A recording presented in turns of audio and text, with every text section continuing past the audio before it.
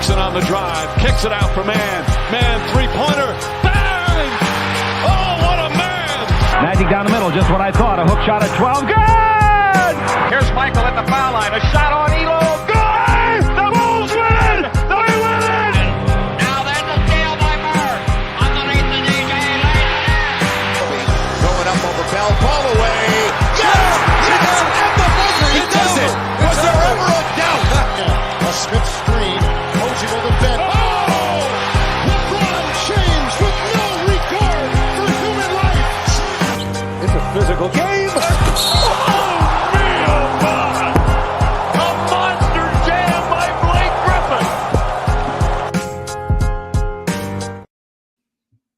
What's going on, guys? Welcome to I don't even want to say it's anything. It's a rare video where I'm going to be telling you guys real quick about my plans for the summer. It's not going to be a long video. It's not going to be some big time live, but I just wanted to let you guys know what to expect from me this summer as a content creator. We're almost around 5,000 subscribers, and I'm really trying to get to that mark. And if we can get to that mark before the next season starts, I'll be really hyped on that.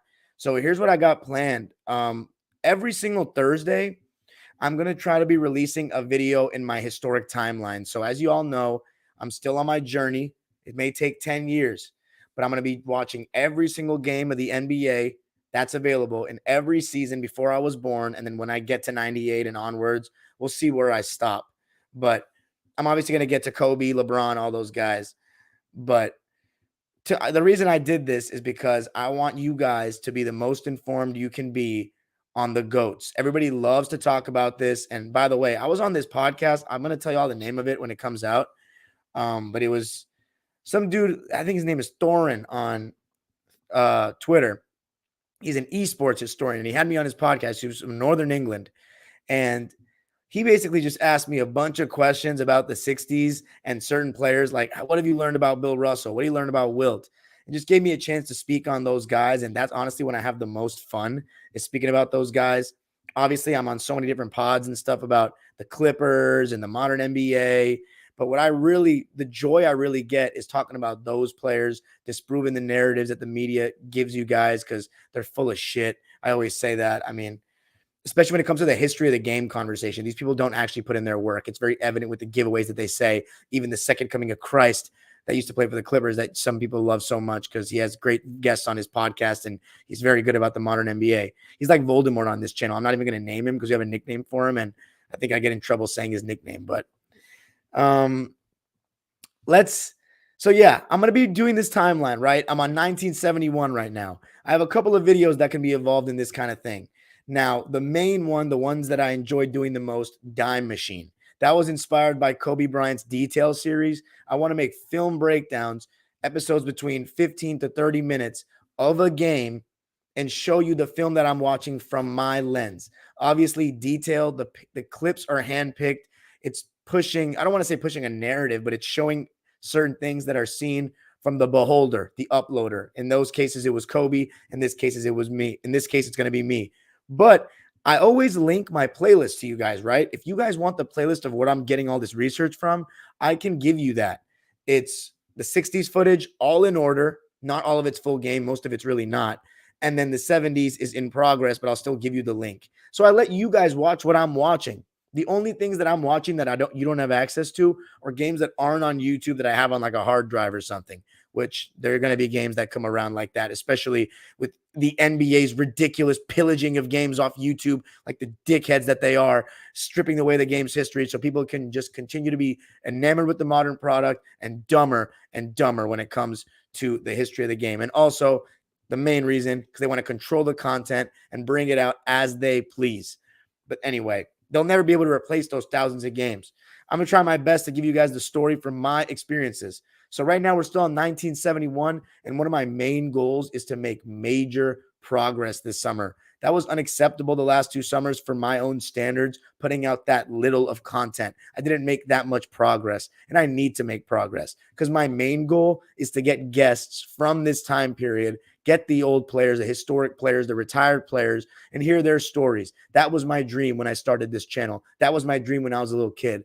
So part of that is I want to ask different questions, very specific to somebody who watched their era, questions that you're not going to hear from other people. I've heard Magic Johnson and Jerry West get interviewed so many times at this point, and it's all the same conversations I've heard 100 times. I want to hear about the specifics of their career that only somebody who was watched their career would know, and that is why I need to finish eras before I actually try to get those players on the show. Now, obviously, no guarantees about guests in that respect, but the point is the Dime Machine film breakdowns are my favorite ones, so expect to see those on some Thursdays, but it takes time because I need to actually have full games for that, and those are scarce where I'm at right now. I haven't even hit a season, guys, with 5 full games, just to let you know. But then there's also going to be some episodes. I don't know a name for it. I'll leave it up to the subscribers. Here we go. Showtime Nick says, so what's planned will be something similar to Basketball Time Machine. No, that's what it is. That's Dime Machine. We just changed the name. Shout out to Fabian. That was a good suggestion. Dime Machine are those. There's another video involved with this historic timeline, and I would hope to get, Showtime Nick one time in the future when we get to Kobe's era, maybe you can be on, where we discuss what's happening in those eras, like a literal podcast, right? And so, kind of like I did with Kobe with my friend Oceans, with the why Kobe Bryant lost those 2 finals, and I added some film in the background. That kind of video, I don't have a name for those videos, but they're talking about series or seasons in the past or teams of the past. So guys in the comments, Dime Dropper fam, give me some suggestions to those videos. Basically podcasts talking about stuff on the timeline, and I don't mean the Twitter timeline. I mean my historic timeline right now on 1971. So those are other videos. And I'm going to have one of those dropping so I've done 2 versions of those videos. I've done the Kobe 2 finals losses one, and I've done the Melo era Knicks one with Fabian. Part 4 is still to come this summer, I promise. Especially with Melo retiring, I think it's gotten some relevance back. For a while, I was like, why should I post this 4th part? This is the Phil Jackson years of Melo, but I'm still going to release it soon. But the point is, I have a big one coming in this genre, history, but talking about it with some clips as we're talking, coming out on Thursday, tomorrow. It's Thursday for some of you guys already, but for here in Los Angeles, it's still Wednesday. So I'll talk about that in a sec.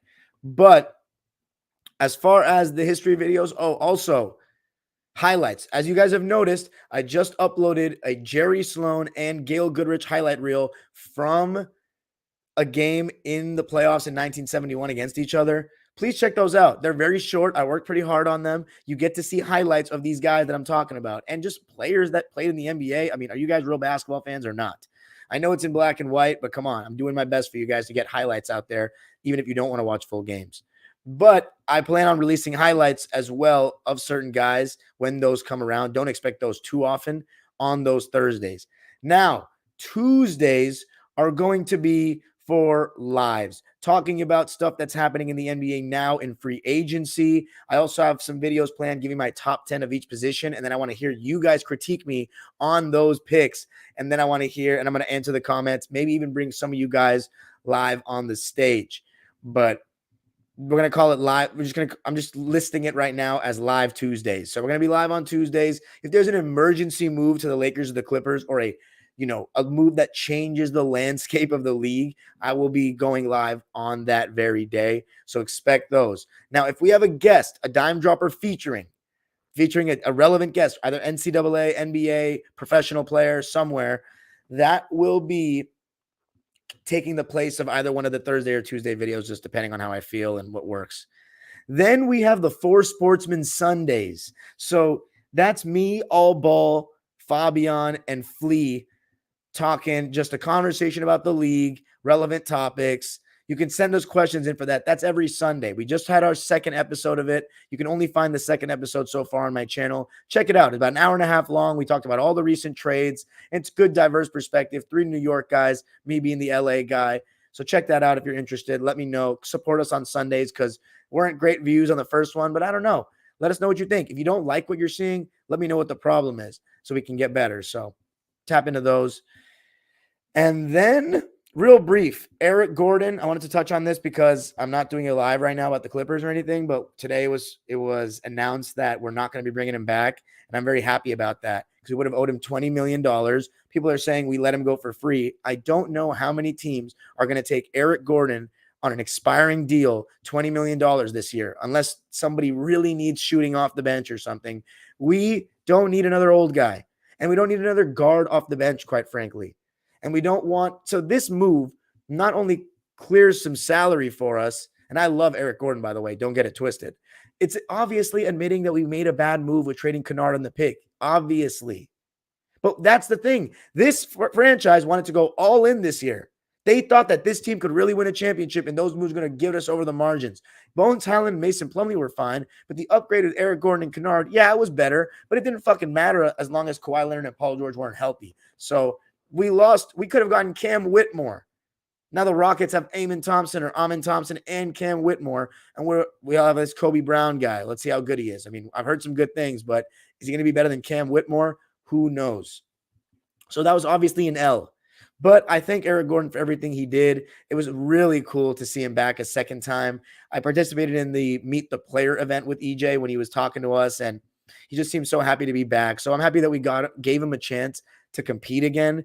But let's be real, he kind of shot the bed in the playoffs, and that's part of the reason why I'm so okay with letting him go. Had he played better in the playoffs, I would have said, okay, keep him around, because he had a good regular season. He did what we needed. But he didn't perform in the playoffs. He's only getting older, and I'm already looking at past Kawhi and Paul George because I already think this shit is cooked. So I have to give you my honest opinion.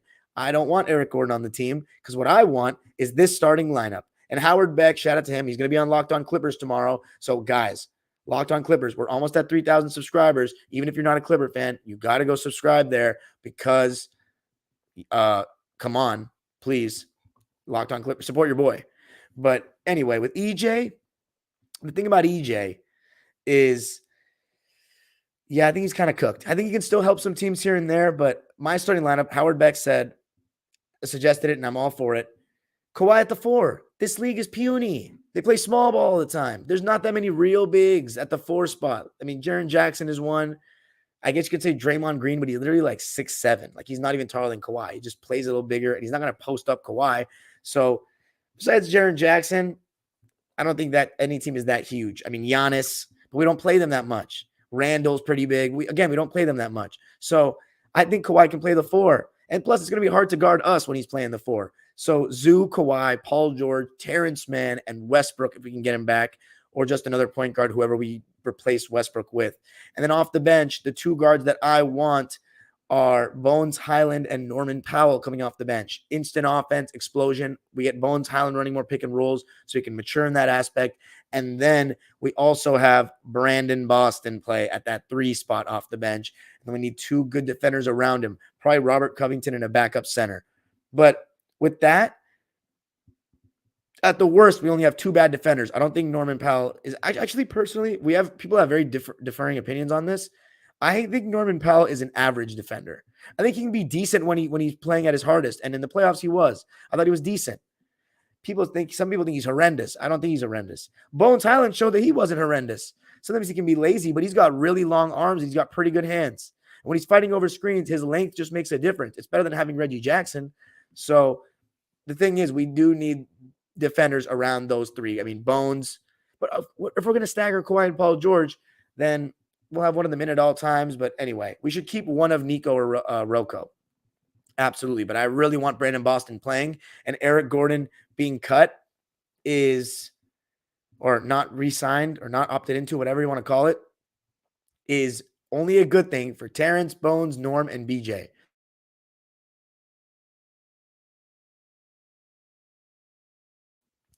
Last thing before I sign off. Tomorrow, I have a big video dropping. It's a 2-parter. It's part of that series I was telling you about in the timeline where we talk about things, right? It's the most underrated rivalry in NBA history. The rivalry you probably have never heard of. And I have 2 of the best people to talk about it with. 2 of the most knowledgeable historians I've ever come across talking hoops. They will give you full-on paragraphs about random bench players in the 60s and 70s. Guys in the ABA. And I'm so excited to bring them on this channel for the first time. One of them is from one of the teams, like cities where the team played, and the other one is from the opposition side. So we have a representative that was around that area, fan of those teams, and they're giving us the context. Me and Fabian are hosting, and we talk about all those players. The first part's going to be the players, the characters, introducing them, talking about them, and showing background film of those guys. And then the second part is going to be talking about the series because they played multiple years in the playoffs. So I want to hear your guesses of what that rivalry could be. But as for my two guests, I'm not telling you. That's the point. You need to watch the video. Jason Levin, who's participating on one side, he is writing a book on the ABA, and he covered the league for Hoops Digest, Lakers and Clippers, I believe. And man, this guy has had so many firsthand conversations with these guys. He is just an encyclopedia of the history of basketball, 80s and prior, especially. I mean, you got to tune in for this, man. You will learn more in this 54-minute episode than you will watching a documentary. Like, it's that great. They are so incredibly thorough. And I mean, I wasn't as good of an interviewer back then, just letting y'all know. I was stuttering on my words so much. But the other guy on the other side, Dr. Hawk, he is an anesthesiologist, but also sometimes writes columns about certain historical figures. And his basketball knowledge of the 90s and prior, but mainly the 60s and 70s and 80s, is on another level. Like, it's incredible. I am in awe of these guys, and you guys know I don't really give people credit like that when it comes to basketball knowledge because, like, you know, I try to be better than all these people and try to know more. When it comes to X's and O's, I obviously have a lot to learn. I didn't play in the professional or collegiate level, so I'm always open to growing there. When it comes to knowledge of the NBA, its history and historical facts and stuff like that, and I usually think I know it all. Not know it all, but know more than the guy next to me, especially kids my age and younger. But these are guys that I just shut up and listen because they're that good. So if I'm saying that, I really hope you guys enjoy it. Please watch it tomorrow. I hope I've given you a nice tease. You don't know what the rivalry is, but I've given you some clues in the sense that it's in my historical timeline. So early 70s. Yes. All right. And that's an era that no one talks about. So tune in. Peace out, everybody. Hope you enjoy, and I hope you stick with me this summer to keep going, get us to 5K because we need it. Peace. Have a great night.